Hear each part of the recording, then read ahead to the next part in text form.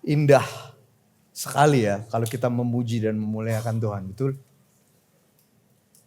Waktu kita memuji Dia, kita menyembah Dia, kita meninggikan Dia. Dia selalu meresponi pujian yang kita berikan kepadanya. Saudaraku, di dalam perjalanan kekristenan kita begitu banyak hal-hal yang saya terima, yang saya percaya, yang saya lakukan, yang saya biasa lakukan. Tetapi seringkali itu jadi menghambat saya. Membuat saya jadi pokoknya begini, harus begini. Tidak bisa, tidak begini. Sehingga pada waktu sesuatu yang tidak biasa, Tuhan izinkan, Tuhan mau kita lakukan. Kita seringkali katakan tidak. Padahal Tuhan kita adalah Tuhan yang hidup, Tuhan yang dinamis. Tuhan yang senang menyatakan hatinya kepada kita. Sehingga kadang-kadang kalau Dia bawa kita kepada sesuatu yang tidak biasa kita dapat, kita tidak biasa lakukan, sepanjang kita melakukannya untuk Tuhan, kita ngalir aja saudara, amin. Izinkan Dia bekerja, izinkan Dia memperlihatkan kebaikannya, kasihnya kepada kita semua. Nah, what shapes us? Apa yang membentuk kita? Tema hari ini adalah second coming, kedatangan Yesus yang kedua. Itu judulnya.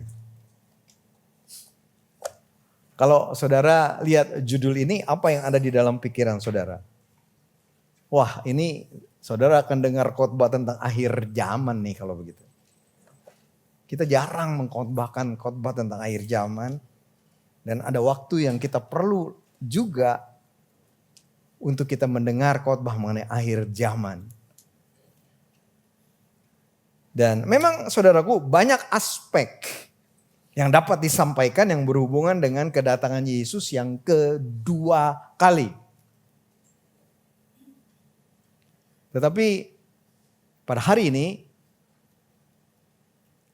yang saya mau nyatakan kepada kita semua adalah yang terpenting bagi kita adalah kalau kita bicara mengenai kedatangan Yesus yang kedua, statement saya adalah yang penting adalah apa maknanya bagi hidup kita saat ini. Kedatangan Yesus yang kedua bukan hanya peristiwa masa depan, melainkan realita yang secara aktif membentuk hidup hari ini kita sebagai orang percaya. Amin. Di kitab Kisah Para Rasul, Lukas yang menulis kitab ini, Lukas memulai tulisannya di kitab Kisah Para Rasul, judul kitabnya Kitab Kisah Para Rasul. Begitu. Tapi sebetulnya kalau saudara baca sepanjang Kisah Para Rasul, isi dari kitab itu adalah kisah pekerjaan Roh Kudus melalui para rasul. Sebetulnya begitu. Nah, Lukas memulai kitab tersebut dengan mengatakan, kita akan lihat mulai dari ayat 3 saudara. Kisah 1 mulai ayat 3. Kepada mereka ini murid-murid atau rasul-rasul. Begitu ya. Kepada para rasul yang dipilihnya, begitu. Ia menunjukkan dirinya setelah penderitaannya selesai. Dan dengan banyak bukti, ia menunjukkan bahwa ia hidup. Sebab selama 40 hari saudara. Selama 40 hari ia berulang-ulang menampakkan diri dan berbicara kepada mereka tentang kerajaan Allah. Jadi selama 40 hari dia berulang kali, dia terus menerus menampakkan diri, menyatakan bahwa aku ini udah bangkit, aku ini hidup. Begitu kan? Tetapi bukan cuma untuk menampakkan diri aja, berulang-ulang selama 40 hari itu, gitu. 40 hari itu 1 bulan 10 hari mungkin. Begitu ya? Berulang-ulang dia terus menampakkan diri, menyatakan dirinya bahwa hidup, tetapi juga dia berbicara kepada mereka tentang kerajaan Allah. Terus-terusan tuh dia bicara mengenai kerajaan Allah 40 hari. Dan ayat 4, pada suatu hari ketika ia makan bersama mereka, murid-muridnya para rasul nih. Ia melarang mereka meninggalkan Yerusalem dan menyuruh mereka tinggal di situ menantikan janji Bapa yang sebagaimana dikatakannya telah kamu dengar dari aku. Ini kata-kata Yesus. Telah kamu dengar dari aku, ini kata-kata Yesus. Sebab Yohanes membaptis dengan air, tetapi tidak lama lagi kamu akan dibaptis dengan Roh Kudus. Jadi sebenarnya saudara, kelihatannya kebangkitan Yesus. 40 hari dia menampakkan diri untuk menyatakan bahwa dia hidup gitu ya. Ini jadi klimaks gitu kan. Klimaks dari kehidupan pelayanannya. Tetapi kalau ini klimaks, setelah itu apa? Setelah kebangkitan Yesus apa? Gitu. Apalagi setelah kebangkitan Yesus dia akan naik ke surga. Betul enggak? Nah, selama 40 hari dia bicara mengenai kerajaan Allah. Tetapi kemudian setelah kebangkitannya ini, buat saya nih kata-katanya begini. Jadi setelah kebangkitan Yesus apa? Setelah kebangkitannya dia bercerita, dia mengatakan mengenai baptisan Roh Kudus. Begitu ayatnya bilang kan? Betul gak? Baptisan Roh Kudus, sesederhana itu. Setelah kebangkitan Yesus, apa? Baptisan Roh Kudus. Baptisan Roh Kudus merupakan baptisan yang dilakukan oleh Yesus kepada orang yang meminta untuk dibaptis Roh Kudus oleh Yesus. Maka Yesus yang akan membaptis orang itu dengan baptisan Roh Kudus. Dan sebagai manifestasinya, tandanya dia akan berbahasa roh. Sesederhana itu saudara. Dan ini yang dia bicarakan. Dan ini setelah kebangkitan. Dia bicara mengenai baptisan air. Baptis dalam nama Bapa, Anak dan Roh Kudus. Gitu kan. Tapi bukan cuma baptisan air. Juga dia bicara mengenai baptisan Roh Kudus. Nah, kalau orang dibaptis air, yang baptis siapa saudara? Wah. Orang. Yang baptis orang saudara, pendeta. Betul enggak? Cuma baptisnya dalam nama Bapa, Anak dan Roh Kudus. Kemudian tandanya apa kalau dia dibaptis air? Basah. Wih, tegang kali saudara. Gara-gara dengar baptisan Roh Kudus ya. Kan. Mesti sering-sering dengar kata baptisan Roh Kudus. Karena kata-kata ini, baptisan ini ada di Alkitab saudara. Baptisan air yang baptis orang dalam nama Bapa, Putra dan Roh Kudus. Dicelupkan ke ada air, makanya hasilnya setelah dibaptis air dia basah. Baptisan Roh Kudus, Yesus yang membaptis dengan Roh Kudus. Dan tandanya setelah dia dibaptis Roh Kudus, dia berbahasa roh. Dan bahasa roh ini begitu penting untuk kita gunakan sebagai bagian dari doa pribadi kita. Itu yang saya mau sampaikan kepada saudara. Itu kenapa makna bahasa roh jadi begitu penting. Bukan untuk dipamer saudara. Bukan untuk walaupun tidak apa-apa, tapi bukan untuk dipamerkan di dalam kebaktian. Walaupun tidak apa-apa saudara, betul tidak apa-apa. Tetapi bukan itu, untuk saudara bisa pakai bahasa roh ini sebagai doa saudara yang dipimpin oleh Roh Kudus. Di dalam doa pribadi saudara, itu penting banget saudara. Dan saya sudah mengatakan beberapa minggu yang lalu, betapa inilah bantuan dari Roh Kudus buat kita supaya kita berdoa. Karena kita tidak tahu apa yang harus kita doakan atau bagaimana kita berdoa. Begitu ya. Jadi kembali lagi nih. Jadi setelah kebaktian apa? Setelah kebangkitan apa? Baptisan Roh Kudus. Sesederhana itu saudara. Nah itu ya. Lalu kita lanjut ayat 6. Ketika berkumpul. Mereka. Murid-murid ini. Para rasul ini. Bertanya kepadanya. Sudah coba ya, 40 hari ini yang diomongin apa? Kerajaan Allah. Itu kan 40 hari. Bosan gak bosan deh. Tapi masuk kan? Masuk dong 40 hari. Terus-terusan yang diomongin apa? Kerajaan Allah. Kemudian Di ayat 6 ketika berkumpul yang mereka tanya adalah, Tuhan, maukah engkau pada masa ini memulihkan kerajaan bagi Israel? Nggak nyambung. Loh, betul nggak saudara? 40 hari yang dia dengar kerajaan Allah. 40 hari yang mereka lihat Yesus menampakkan diri dengan kerajaan Allah. Kemudian setelah 40 hari itu, atau mungkin di hari terakhir ke hari 40 itu, yang mereka tanya, bukan mereka tanya mengenai lebih detail mengenai kerajaan Allah. Yang mereka tanya, Tuhan maukah engkau pada masa ini memulihkan kerajaan bagi Israel? Dan jawabnya kepada mereka, jawab Yesus menghadapi pertanyaan itu, permintaan itu. Kamu tidak perlu mengetahui masa dan waktu yang ditetapkan Bapa sendiri menurut kuasanya.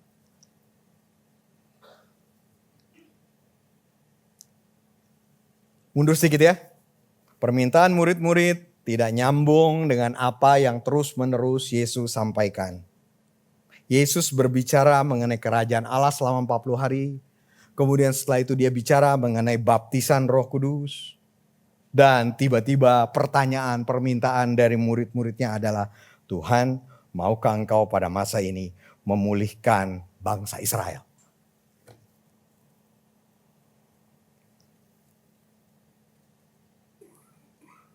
Bukan itu fokusnya Tuhan. Tetapi itu yang ada di dalam hati murid-murid kan? Nah ini mengingatkan saya betapa kita punya fokus dengan Tuhan punya fokus seringkali beda ya. Beda ya. Seringkali kita memiliki fokus yang berlawanan dengan fokusnya Tuhan.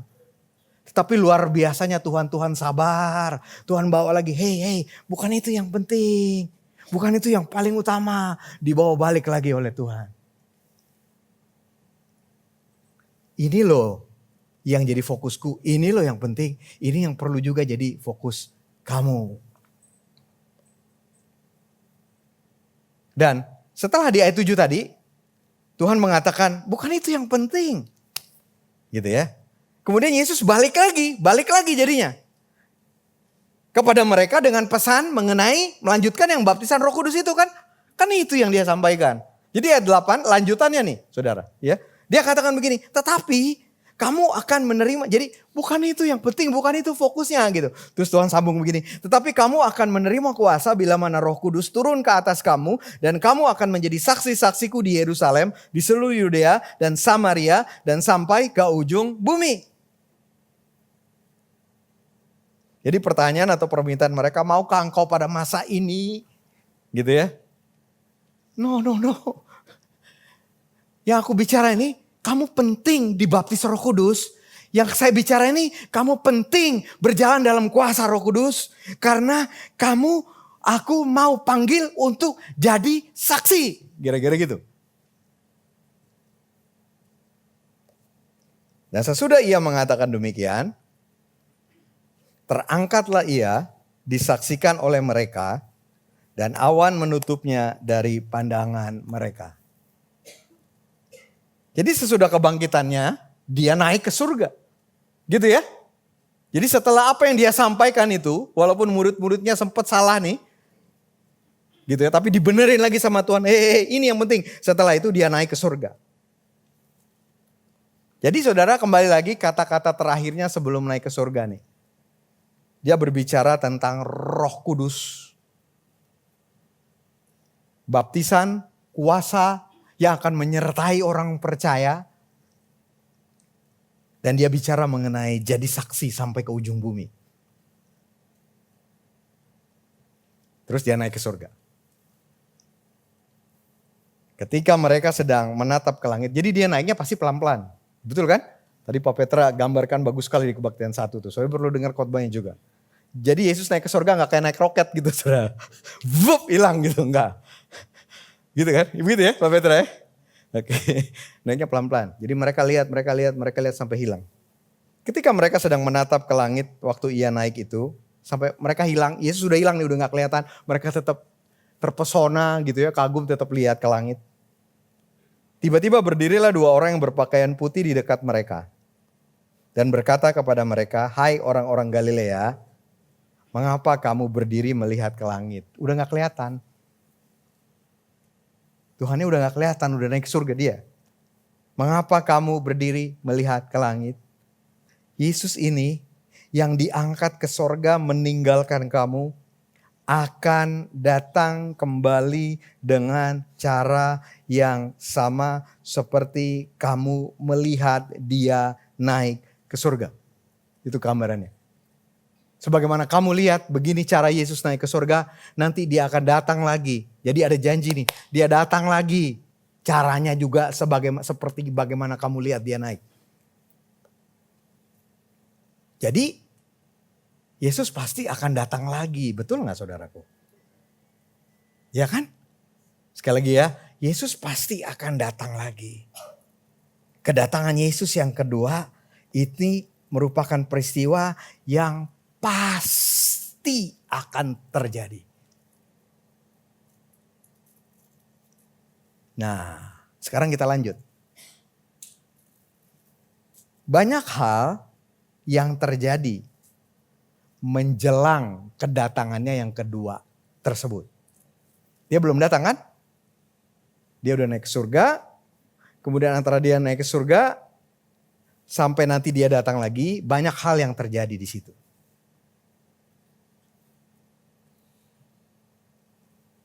Yang terjadi sebelum kedatangan Yesus yang kedua, saya tidak berikan ayatnya kepada saudara, ya, supaya tidak terlalu lama.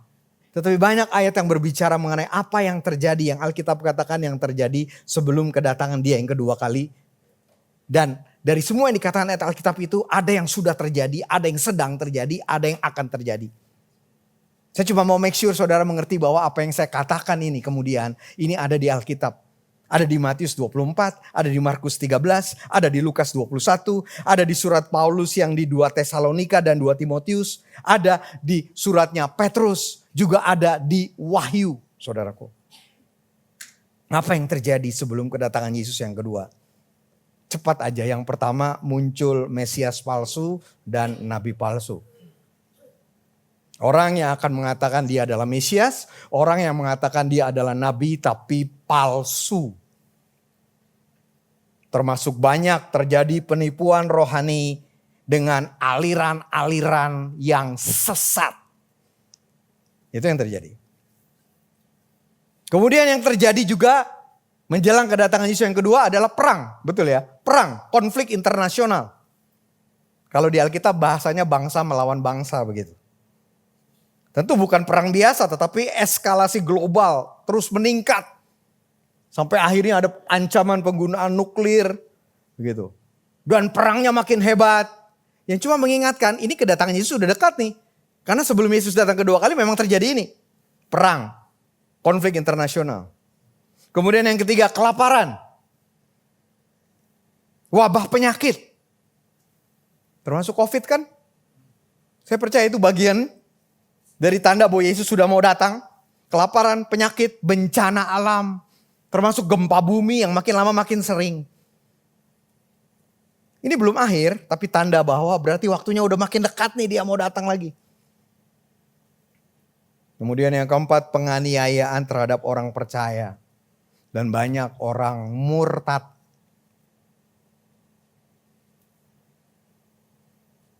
Alkitab mengatakan orang akan murtad, orang akan saling menyerahkan, saling membenci.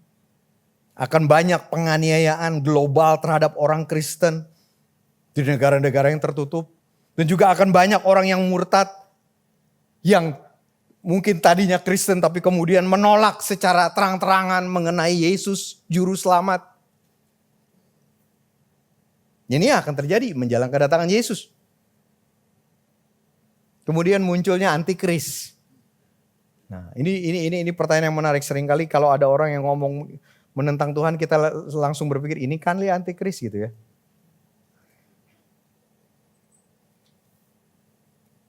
Secara sederhana antikris bisa muncul dari pemimpin-pemimpin dunia yang menentang pengenalan akan Tuhan. Tetapi ini sudah dinyatakan akan ada antikris. Tetapi mungkin yang lebih relevan buat kita menjelang kedatangan Yesus ini memang akan terjadi masa sukar. Masa sulit. Yang diikuti dengan karakter orang yang jadi rusak, jadi jahat, menghujat gitu ya.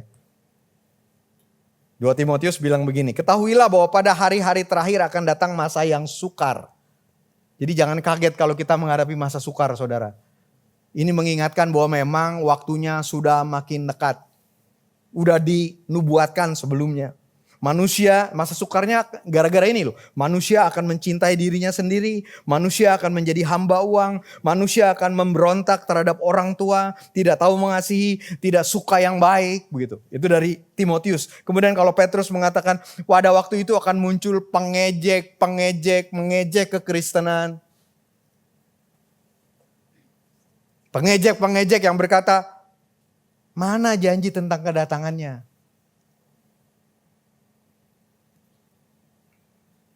Semua tanda-tanda ini terjadi menjelang kedatangan Yesus yang kedua.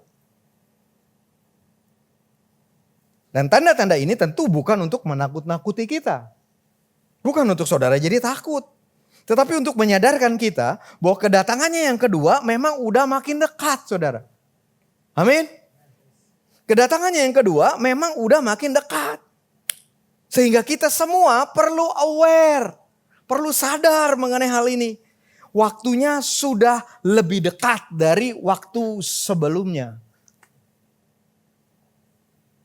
Di sisi lain, saat ini kita juga memiliki tantangan sendiri kan? Artinya kita berjuang, kita bergumul dengan kedagingan, dengan keduniawian, dengan kehidupan yang berpusat pada diri sendiri. Gitu kan? Kita bergumul, berjuang juga menghadapi kesusahan, menghadapi penderitaan. Yang semua ini seperti ingin mengalihkan kita dari Tuhan. Ingin mengalihkan kita dari awareness kita bahwa sebentar lagi Tuhan Yesus datang nih. Begitu loh.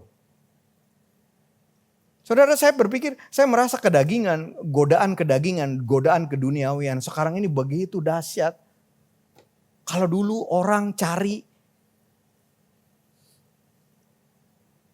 ini zaman saya kecil. Zaman saya kecil cari gambar porno itu susah. Betul gak?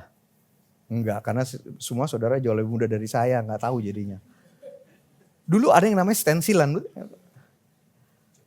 Stensilan bilangnya, jadi kalau mau lihat gambar porno itu carinya susah terus stensilan bentuknya. Sekarang begitu gampang. Ya kan? Cuma tinggal buka HP aja kan? Dan ini semua jadi kayak mengalihkan kita gitu loh. Mengalihkan kita dari Tuhan. Mengalihkan kita dari, Tuhan ini udah mau datang loh.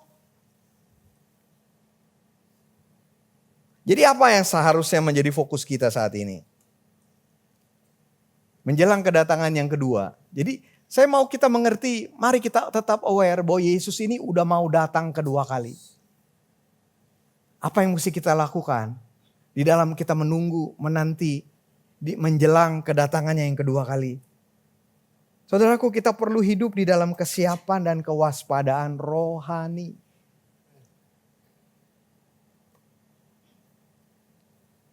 Alkitab mengatakan gak ada seorang pun yang tahu kapan persisnya Yesus datang.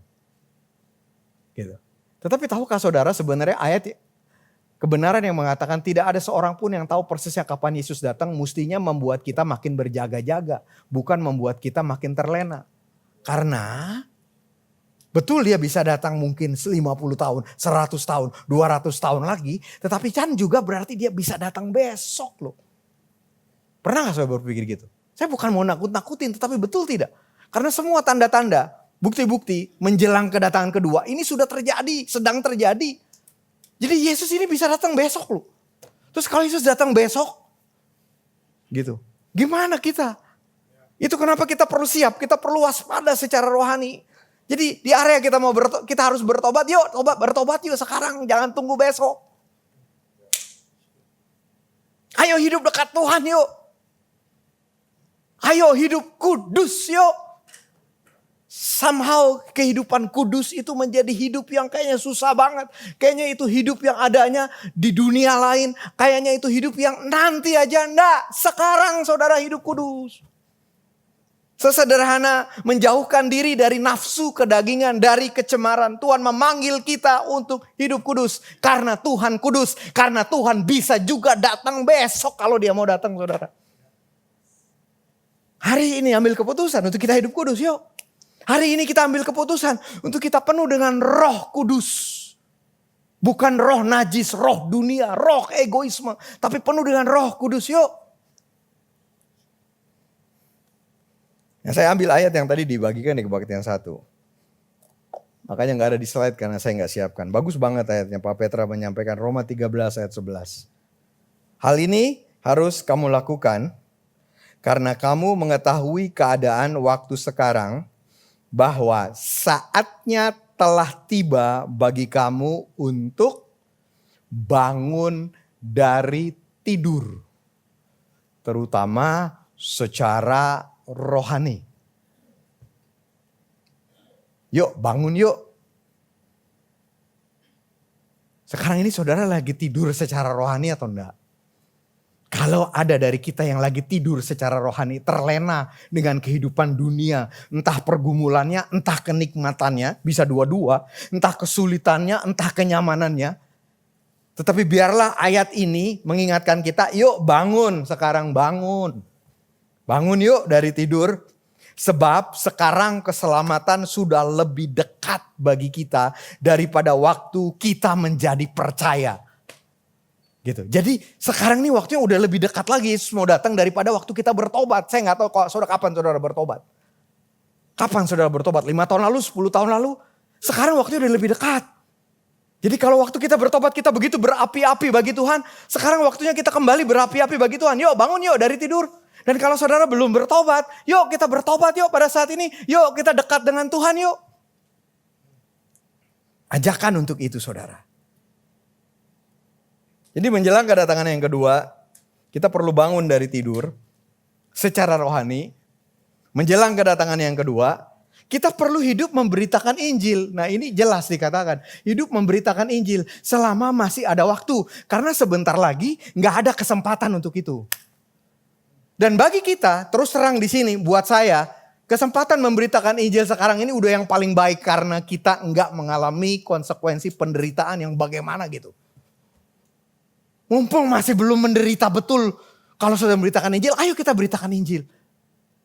Karena nanti ada waktunya kalau saudara memberitakan Injil, mungkin saudara di penjara loh. Itu sudah terjadi di beberapa negara, betul enggak? Semumpung masih ada kesempatan. Dan inilah yang Tuhan panggil. Ini yang Tuhan katakan kan. Ayo sambil menanti kedatangan kedua beritakan Injil. Dan mumpung kita menanti kedatangan Tuhan yang kedua, mari kita hidup di dalam pengharapan kepada Tuhan dan tabahlah menderita. Saudara, I wish saya bisa mengatakan, saudara keluar dari gereja, saudara terima Yesus, saudara tidak akan mengalami penderitaan duniawi. I wish saya bisa mengatakan begitu. Tetapi tidak demikian. Kesusahan ada di depan. Kesusahan akan makin besar. Ada penderitaan di depan. Tetapi jadi saya mau mengatakan kepada saudara yang saat ini sedang menderita. Enggak apa-apa. Tabah aja, hadapi aja. Tetap hidup dengan pengharapan kepada Tuhan. Bahwa Tuhan akan tolong. Tuhan bersama-sama dengan saudara. Tidakkah itu yang paling penting? Di dalam penderitaan ada Tuhan yang bersama-sama dengan kita. Amin. Saya gak tahu apa penderitaan saudara sekarang. Mungkin ada yang sakit, udah berdoa belum sembuh. Mungkin ada yang mengalami masalah keuangan, belum ada terobosan. Mungkin ada masalah pekerjaan atau masalah hubungan atau apapun juga saudaraku. Tabah dalam menderita. Mari kita hidup dengan harapan, dengan keyakinan. Bahwa bahkan di tengah-tengah ketidakadilan, di tengah-tengah penyakit, penganiayaan, Yesus enggak tinggal diam. Yesus sedang melakukan sesuatu yang baru. Yesus sedang membawa kita kepada proses pemurnian. Yesus sedang menguduskan kita. Yesus sedang membangunkan kita dari tidur. Yesus sedang mengajak kita untuk bergantung, berharap hanya kepada Tuhan.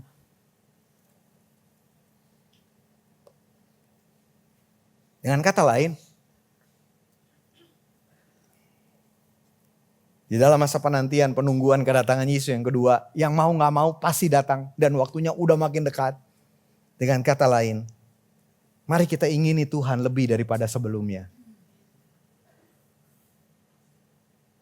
Saudara, pada waktu kita mengikuti keinginan daging, sebetulnya artinya keinginan daging lebih saudara ingini daripada Tuhan.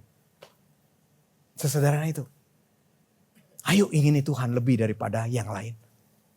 Ayo inginin rohnya untuk tinggal, untuk diam di dalam saudara. Ayo inginin rohnya lebih daripada yang lain. Ayo miliki hatinya terhadap orang terhilang. Amin, saudaraku. Nah, pertanyaan saya yang terakhir. Bagaimana supaya kita bisa punya keinginan kuat tersebut? Mengingini Tuhan, mengingini rohnya, ingin memiliki hatinya Tuhan untuk menjangkau orang terhilang. Saya ingin kembali kepada apa yang Tuhan Yesus katakan. Baptisan Roh Kudus. Baptisan Roh Kudus itu yang disampaikan Tuhan Yesus sebelum dia naik ke surga. Sebab Yohanes membaptis kamu dengan air. Tetapi kamu ini perlu dibaptis Roh Kudus. Saya mau mengatakan ya, begini saudara, kita tidak berbahasa roh di dalam kebaktian. Kita nggak nyanyi dalam roh di dalam kebaktian.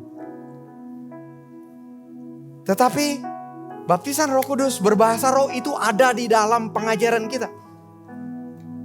Kita tidak berbahasa roh di dalam kebaktian. Karena saya tidak mau saudara yang belum berbahasa roh, saudara yang baru pertama kali datang, saudara datang ke sini, lalu saudara merasa aneh, saudara merasa lain sendiri, jadi saudara gak mau datang lagi. Gereja ini adalah tempat kebaktian, bukan cuma buat saudara yang rohani, buat orang dunia. Kalau bisa datang, yuk datang ke sini. Dan saya gak mau bahasa roh menjadi batu sandungan buat kita. Tetapi ini pengajaran, ini Yesus sampaikan. Karena itu saya merasa endingnya adalah saya mau bicara lagi kepada saudara mengenai baptisan Roh Kudus. Kalau ini gak penting, Tuhan gak ngomong saudara. Kalau baptisan air cukup, Tuhan gak ngomong. Kalau cuma terima Yesus, lahir baru, dan baptis air, sudah cukup. Gak akan ada. Ayo baptis Roh Kudus. Mesti gak kita dibaptis Roh Kudus? Gak mesti. Karena saudara bisa bilang enggak kok. Betul. Gak mesti.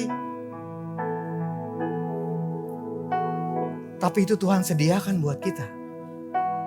Untuk kita mengalami kehidupan di dalam roh yang lebih lagi. Tuhan sediakan buat kita. Karena pada waktu kita menerima baptisan Roh Kudus, saudara tahu apa yang Alkitab ceritain? Pada waktu saudara dibaptis Roh Kudus, tunggu ya, saya catat nih. Aduh, mana lagi?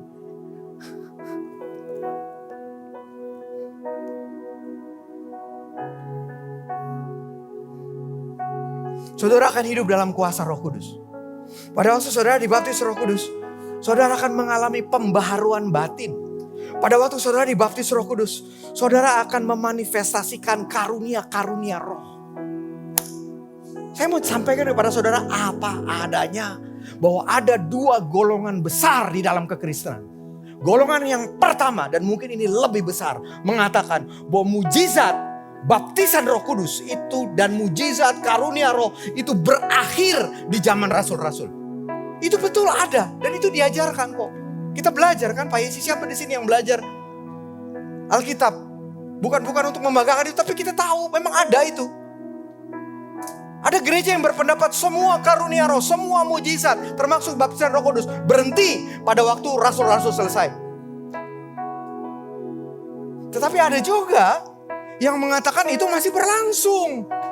Dan saya percaya itu masih berlangsung saudara. Karena kalau saya percaya ini sudah berhenti, nanti saya akan bingung. Berarti yang mana yang udah berhenti, yang mana yang masih berlangsung? Tidakkah Alkitab yang memang ditulis 2000 tahun yang lalu untuk kita sekarang juga? Tidakkah apa yang dikatakan Alkitab terjadi 2000 tahun yang lalu juga terjadi sekarang? Tidakkah apa yang dikatakan Alkitab bahwa Yesus tidak pernah berubah, Allah tidak pernah berubah, dulu dia begitu, sekarang dia begitu, besok juga begitu? Baptisan Roh Kudus saudara. Baptisan Roh Kudus. Ini kunci banget. Jadi saya ingin mengakhiri khotbah mengenai second coming dengan baptisan Roh Kudus. Karena Tuhan Yesus yang ngomong mengenai ini. Sekali lagi saudara, baptisan Roh Kudus, Yesus yang baptis kita dengan Roh Kudus. Yesus. Ini bukan suatu mistikal, bukan sesuatu yang liar. Yesus. Saya cuma mau nanti kita akan worship, kita akan minta bagi saudara yang mau. Karena betul tidak harus. Saudara gak mau juga gak apa-apa kok. Terserah saudara. Tapi ini disediakan sama Tuhan. Ini membuat saudara bisa berjalan di dalam kuasa Roh Kudus. Membuat saudara bisa berjalan di dalam karunia Roh. Membuat saudara bisa mengalami perubahan dari batin saudara. Kita cuma minta aja. Tuhan Yesus baptis saya dengan baptis Roh Kudus. Dan kemudian percaya. Sebagaimana baptis air tandanya basah. Baptis Roh Kudus tandanya saudara berbahasa roh. Itu doang. Dan di dalam Alkitab, di dalam Kisah Para Rasul, saudaraku,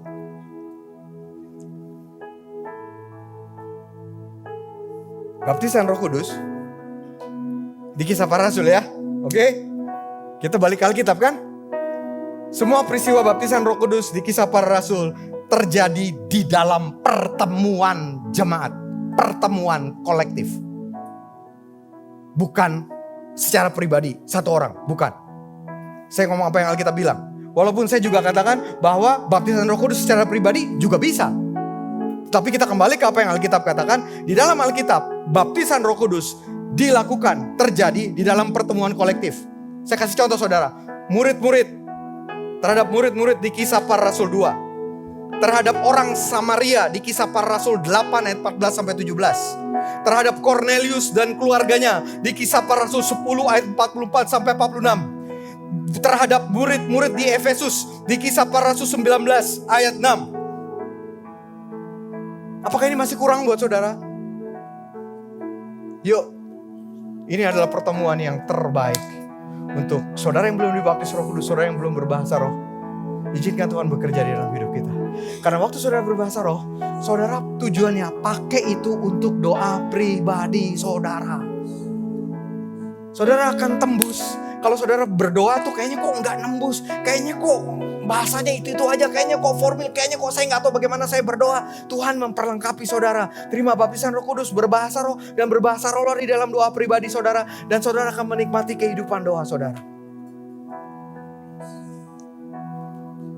Saya sudah cerita kepada saudara apa yang ada di Alkitab mengenai baptisan Roh Kudus. Peristiwa-peristiwanya. Untuk menunjukkan kepada kita bahwa ini adalah pengalaman yang biasa terjadi di gereja mula-mula. Dan juga bagi kita. Amin. Dan akhirnya untuk membuat kita berani loh. Berani memberitakan Injil karena memang itu tujuannya juga. Roh Kudus, kuasa Roh Kudus akan turun pada saudara di ayat 8. Supaya saudara bisa menjadi saksi Kristus sampai ke ujung bumi. Mari kita bangkit berdiri saudara. Saya mau mengajak kita mengintrospeksi hidup kita. Menjelang kedatangan keduanya yang sudah makin dekat. Bagaimana hidup kita? Saudara tidur? Yuk bangun yuk. Saudara hidup masih dalam daging dunia, kenikmatannya begitu nikmat. Yuk ingini Tuhan lebih yuk. Yuk dekat sama Tuhan yuk, ambil keputusan itu, amin. Ini merupakan waktu yang baik untuk kita introspeksi bagaimana hidup kita. Dan bagaimana hidup yang kita putuskan untuk kita hidupi setelah selesai kebaktian ini. Mari bersama-sama kita bangun tidur rohani. Dan mari terbuka bagi baptisan Roh Kudus. Untuk saudara hidup dengan kuasa Roh Kudus, saudara mengalami pembaruan batin, saudara mengalami manifestasi karunia-karunia rohani. Untuk akhirnya saudara bisa memberitakan Injil kerajaan Allah. Mari buka hati kita, mari kita menyembah Tuhan. Izinkan Tuhan terus berbicara kepada saudara. Dan di dalam penyembahan yang kita lakukan, saya akan menantang saudara untuk siapa yang mau menerima baptisan Roh Kudus. Tapi mari kita menyembah Tuhan terlebih dahulu. Karena memang kita mau menyembah Dia, meninggikan Dia. Silakan.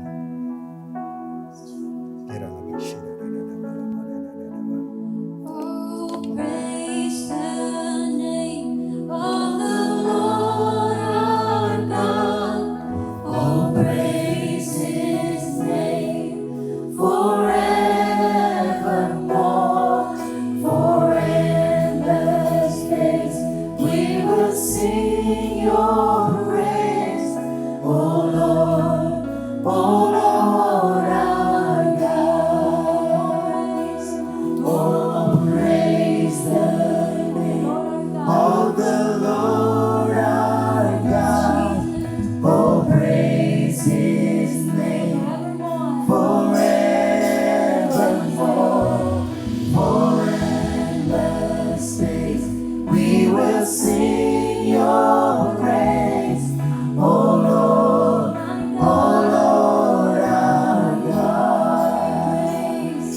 Oh, praise the name of the Lord our God.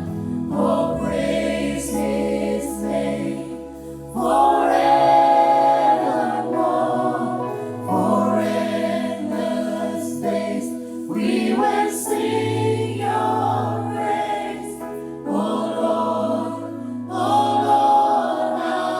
God. Siapa saudara di sini yang mau menerima baptisan Roh Kudus? Kalau saudara merasa tidak nyaman, tidak apa-apa saudara, tenang-tenang saja. Tapi izinkan saya bertanya. Karena ini yang Tuhan Yesus katakan, bahwa saudara akan dibaptis dengan Roh Kudus, disediakan bagi saudara. Siapa saudara yang belum menerima baptisan Roh Kudus? Dan pada hari ini, dengan kesadaran penuh, dengan keinginan dari hati saudara, saudara ingin menerima baptisan Roh Kudus. Kalau itu saudara, ini perlu kerendahan hati, tapi saya harus melakukan ini. Kalau itu saudara, tolong angkat tangan saudara. Dan saya akan berdoa untuk saudara. Aku berdoa untuk tangan-tangan yang terangkat. Tuhan melihat hati mereka, bahwa mereka ingin Kau membaptis mereka dengan baptisan Roh Kudus.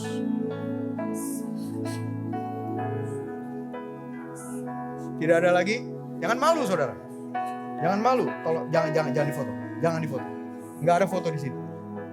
It's okay, jangan difoto. Tolong angkat tangan saudara kalau saudara belum dan saudara mau terima baptisan Roh Kudus. Kami mau menerima baptisanmu ini. Angkat tangan saudara. Tuhan, aku berdoa untuk setiap kami yang mengangkat tangan Tuhan. Sebagaimana apa yang firman-Mu ajarkan. Aku minta kepada Tuhan Yesus Kristus, Engkau membaptis saudara-saudaraku ini dengan baptisan Roh Kudus. Di dalam nama Tuhan Yesus. Bapak, aku berdoa Tuhan, Yesus Tuhan, baptis anak-anak-Mu ini dengan baptisan Roh Kudus. Di dalam nama Tuhan Yesus. Dan kami mengucap syukur karena kami tahu Tuhan mengatakan kami minta, kami dapat. Aku percaya Tuhan bahwa Engkau sudah membaptis kami dengan baptisan Roh Kudus. Terima kasih Tuhan, terima kasih Tuhan. Terima kasih Tuhan. Dan aku berdoa pada saat ini, Tuhan berikan bahasa surgawi itu, berikan bahasa roh itu kepada kami semua Tuhan. Tuhan, aku mau agar gereja ini berbahasa roh di dalam doa pribadi mereka. Tuhan, aku berdoa berikan itu kepada setiap kami di dalam nama Tuhan Yesus.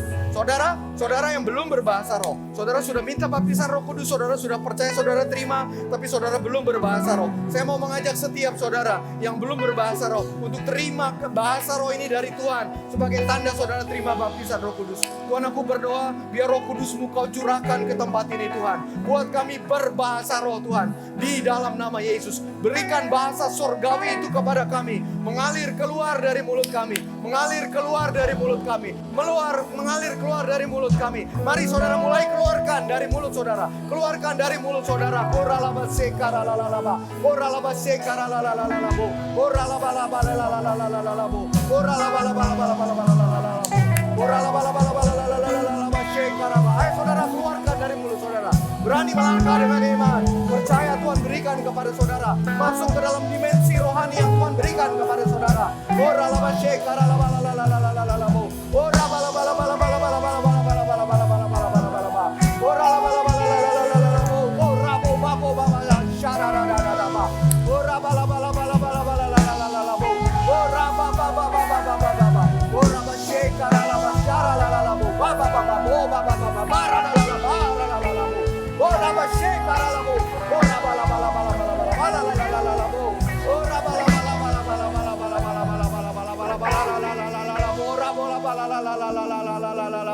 Ora bala bala bala bala la la la bo ba bo ba ba ba ba. Ora bala bala bala bala la la la la la bo la bali la la la la la bo. Ara la bo shekara la bo la bo la bala la la la la la bo la bo la bali la la la la la la bo.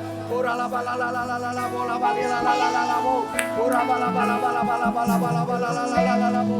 Ora ba shekara la bala la la la la bo.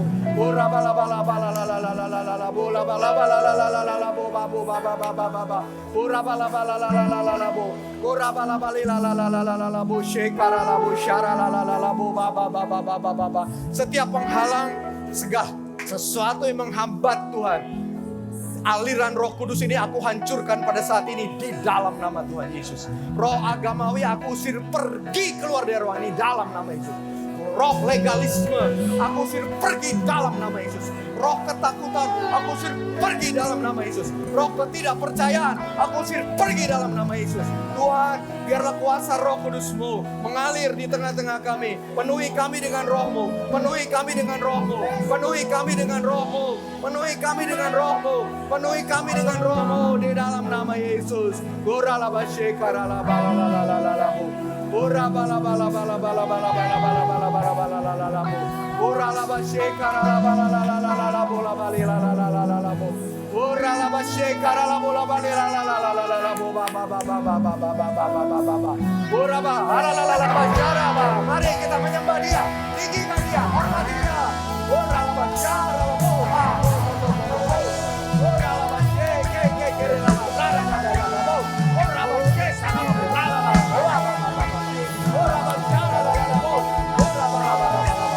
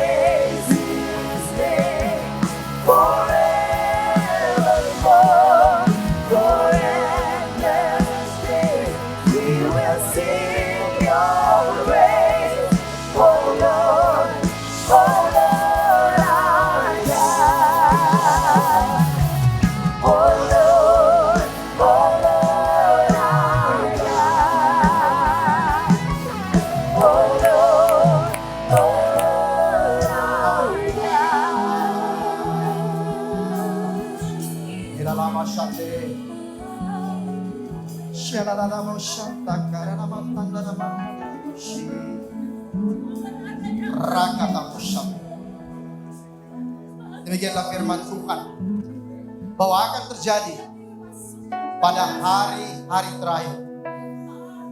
Aku akan mencurahkan Rohku ke atas semua manusia. Anak-anakmu, teruna-terunamu, mereka akan mendapatkan mimpi dan penglihatan. Pada hari itu akan mencurahkan Roh.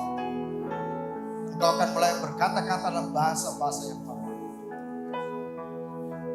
Rohku, demikianlah firman Tuhan, adalah pribadiku yang aku janjikan kepada gerejaku. Sebelum aku terangkat naik ke surga. Demikianlah firman Tuhan. Aku pernah berkata, kalau aku pergi itu baik. Karena aku terbatas semasa ada dalam dunia ini. Tetapi aku akan memberikan seorang penolong kepada engkau. Yaitu Roh Kudus. Roh yang memberikan kekuatan. Roh yang membangkitkan kasih. Roh yang penuh dengan belas kasihan. Roh penolong. Roh yang membantu engkau dalam kelemahan-kelemahanmu menghadapi kehidupan dan tantangan dalam dunia ini. Roh Kudus adalah roh kebenaran yang akan menuntun gerejaku ke dalam seluruh kebenaran. Dan ini saya rasa Tuhan katakan. Seperti firman tadi. Bukan hal yang mudah. Bukan hal yang gampang. Menantikan kedatangan Tuhan. Dengan tantangan. Dengan masalah dan problema. Itu yang membentuk kehidupan kita. Tapi demikianlah firman Tuhan. Hari ini saya merasa saudara, mari kita sama-sama angkat tangan kita. Semuanya tanpa kecuali kita mengangkat tangan kita. Sekali lagi kita surrender. Percaya kepada roh Tuhan. Tuhan berikan penolong kepada kami. Tolong gerejamu Tuhan. Tolong kami dalam segala kelemahan kami. Tolong kami dalam segala kesesakan kami. Tolong kami dalam setiap pergumulan dalam kehidupan kami. Tuhan, kami tidak bisa, kami tidak kuat. Tetapi hari ini setelah kami mendengarkan roh-Mu, roh penolong itu, curahkan Tuhan kepada kami. Curahkan Tuhan kepada kami. Kami tidak bisa sendiri. Curahkan roh-Mu Tuhan. Curahkan roh-Mu saat ini karena itu janji-Mu. Dan setiap kami mau menerima janji Allah. Saudara, engkau akan mendapatkan mimpi. Engkau akan mendapatkan penglihatan. Engkau mulai berkata-kata dalam bahasa baru. Dan engkau bisa melihat hari depanmu. Hari depan yang selama ini kelam. Hari depan yang tidak bisa engkau lihat selama ini. Tuhan berkata, sewaktu engkau menerima rohnya, engkau akan bisa melihat hari depanmu. Mata rohanimu akan terbuka. Mata rohanimu akan terbuka. Terbuka. Open. Terbuka oleh karena Holy Spirit. Terbuka karena roh sendiri. Pribadi itu sendiri. Terima kuasa dari Roh Kudus. Shalom. Di dalam nama Yesus. Terima kasih buat firman. Terpujilah namamu. Haleluya. Amin. Mulai hari ini kami mengizinkan Roh Kudus bekerja sungguh-sungguh di dalam hati kami. Manifestasikan karunia-Mu, manifestasikan kuasa-Mu di tengah-tengah kami. Dan aku berdoa bagi setiap kami. Tuhan, buat kehidupan doa pribadi kami menjadi kehidupan doa pribadi yang menggairahkan. Menjadi kehidupan doa pribadi yang hidup. Di dalam nama Yesus. Di dalam nama Yesus. Tuhan, buat kami berdoa di dalam roh. Di dalam doa pribadi kami. Tuhan yang mengajar kami, yang menuntun kami. Untuk kami berani dan senantiasa berdoa di dalam roh. Di dalam doa pribadi kami.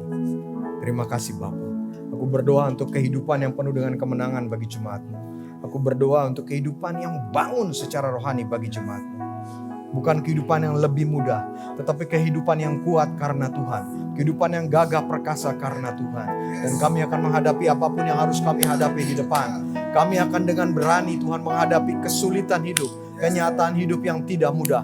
Bahkan kenyataan-kenyataan yang kelihatannya berlawanan dengan janji firman-Mu. Kami akan tetap menjalaninya dengan kekuatan-Mu. Dengan kekuatan roh-Mu Tuhan. Di dalam nama Tuhan Yesus. Berkati jemaat-Mu Tuhan. Penuhi jemaat-Mu dengan roh-Mu Tuhan. Dan buatlah Tuhan kami bertumbuh di dalam pengenalan kami akan Roh Kudus. Tetapi juga di dalam pengalaman kami bersama dengan Roh Kudus. Di dalam nama Tuhan Yesus. Berkat Tuhan bagi jemaat-Mu ini. Terima kasih Bapa, segala kemuliaan kami berikan bagi nama-Mu. Di dalam nama Tuhan Yesus. Amin.